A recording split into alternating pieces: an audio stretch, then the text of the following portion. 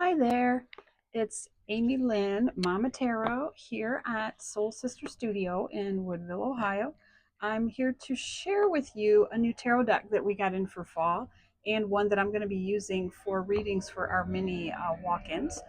I'm so impressed with this deck. It's called The Witch Tarot, Woman in Total Control of Herself.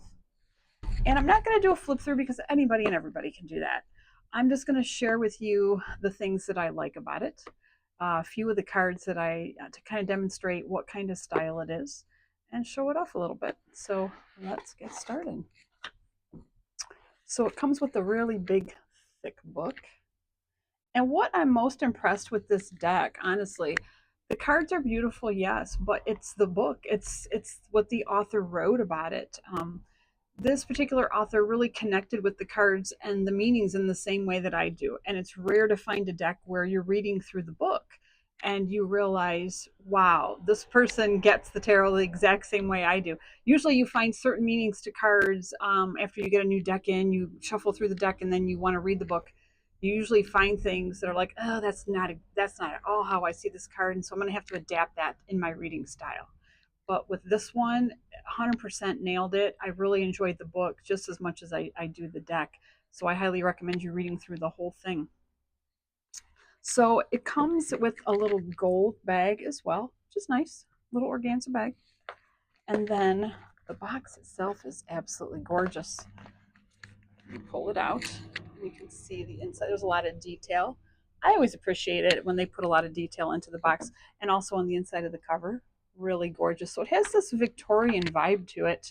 It looks to me like a digital kind of created deck, which I don't have a problem with. Some readers really flip out about that.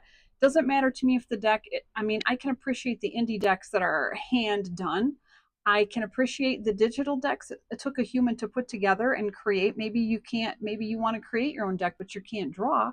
So I can appreciate that as well. And there are some AI decks that I actually do like.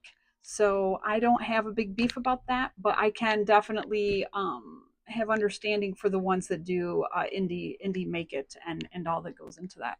So just to show you, this is the back to it. It's got like the witch's compass back there, and the sides are gold and gilded, and it has this really gorgeous kind of Victorian vibe to it. So I'm going to pull up the cards that I really love. Would like to show you. So first of all, I have the sun, the moon, and the star card just to give you an idea. So there's your sun, there's your moon, and here's your star. They have a similar vibe, so I just kind of wanted to show those for you. And then I also had just the cards, take these up, that really vibed with me. And let me just find them quickly, including the aces, because I think the aces always give you an idea of the vibe, right? Okay. So here are the four aces. We've got your swords. Pretty typical. Got your wands. See, it's got a very kind of dark fairy tale vibe to it.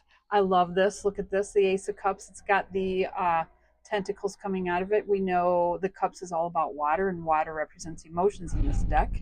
But gorgeous. And then the Ace of Pentacles with a coin with the snake on the pentacle. Then I'm just going to show you some of the ones that I liked and also to give you an idea of what the flavor is. So Four of Pentacles, look at this great little dragon. So we do have dragons throughout the deck. We have witches throughout the deck. There are several swans, and I'm a big swan person, so I was really pumped up about that. So this is the Ten of Cups. It's got the dark swan, the light swan, and then the baby swan with it. So we know the Ten of Cups is a happy fairy tale ending love story. Look at that.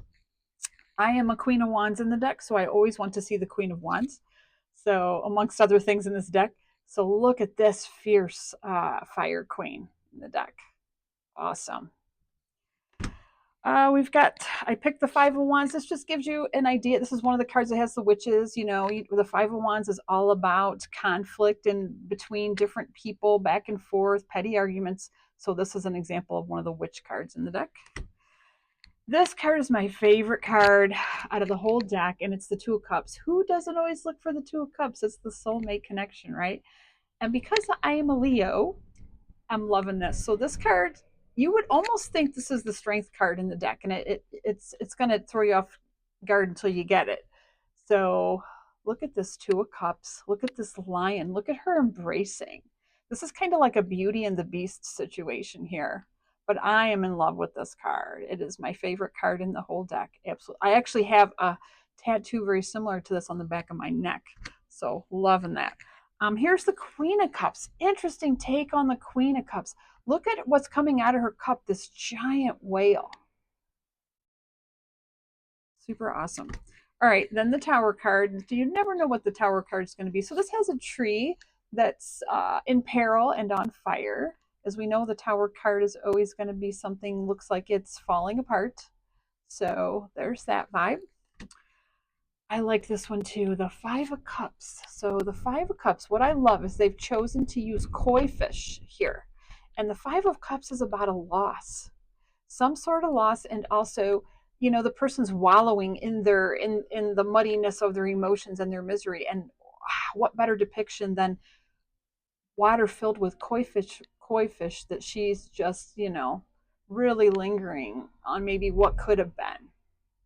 So I loved that. And the Devil card. And this has got a lady with a shadow of the devil right beside her, right along next to her.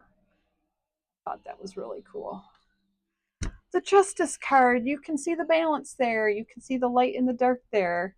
I thought this was a cool one. So it's a very kind of Victorian vibe to it. Our King of Pentacles as the big bad wolf here. Wolf of Wall Street, right? And then the Seven of Swords is a card nobody wants.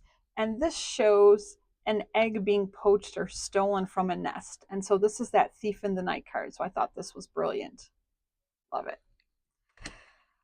The Eight of Swords, our worry card, overthinker worry card. And what I love, look, she's got cobwebs in her head, cobwebs in her hair. She's got to clear that out. She's got to shake that off. Great depiction. Couple more. Two of Pentacles. I just thought the artwork on this was beautiful.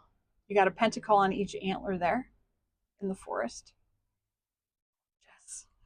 And then the last one is another swan one. So the Six of Swords is a swan boat. It's about, leaving something behind that's no good for you and moving toward what is good for you, moving towards your safe haven and the journey that it takes to get there, So this beautiful boat is going to usher you to something that's safe and much better for you. Once again, the swan lover, I had to pull that one out. Every card in this deck is absolutely beautiful, and it's got such a dark fairy tale vibe. So I'm not going to read a lot because I know you guys don't want to hear too much, but I'm just going to read a little few blurbs because, like I said, this, if you resonate with the powerful woman, you will resonate with what she's written here, and that's the theme of this deck. So I'm just going to read a few little blurbs to give you an idea. So, which equals woman in control of herself. She's no one's pawn. She is a woman in control of herself. That makes some people very uncomfortable. Don't confuse her softness for surrender. She's writing her own myth. Her power is unsanctioned and undeniable. She does not hustle for her worth. She remembers it. Then she embodies it. She is a woman in total control of herself. She is a wildflower in holy fire. She is untamed grace. She is a woman in control of herself, and she is just getting started. That's just a few little lines out of here. I just kind of skipped over things and just pulled out a few sentences here. It's really absolutely fantastic in the take that this author, so this is written by Angie Sullins. So hats off to you, Angie. This book, this tarot deck just vibes for me so much. And then the art is done by Silas Tobal, and I do believe what I read about them is they are partners in life.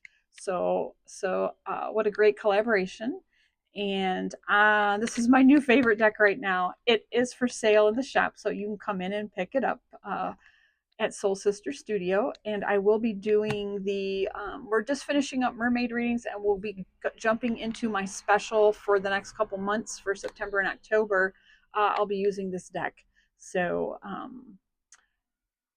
that's all I have for you for now, other than one other little announcement quick. I am going to be doing for the blood moon on Friday. I'm going to be doing over on the Soul Sister Shenanigan YouTube channel readings for your moon signs. I will be doing that. And if you want to find your moon sign, go ahead and tune in over there and pick it out.